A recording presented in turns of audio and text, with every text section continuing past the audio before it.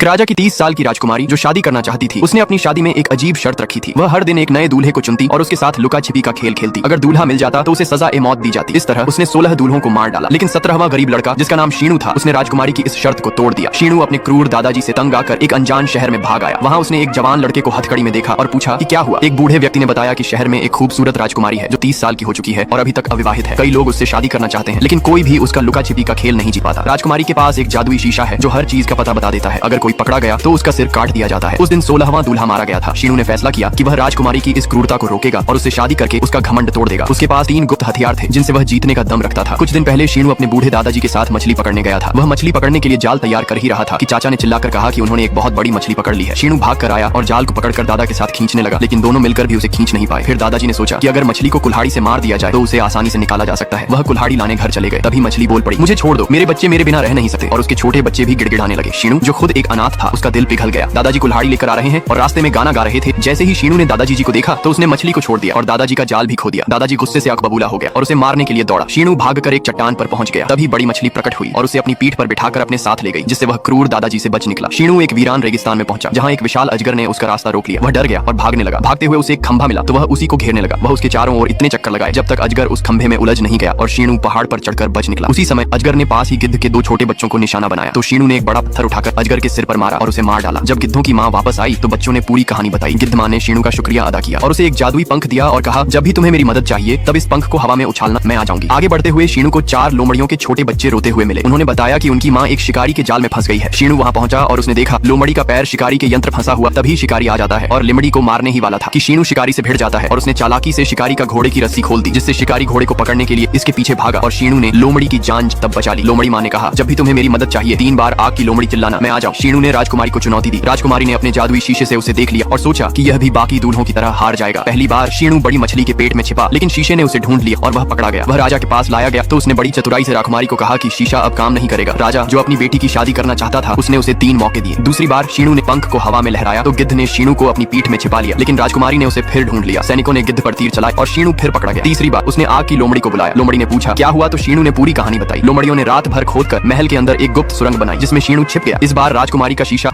माँ के लिए लाइक सब्सक्राइब जरूर कर देना।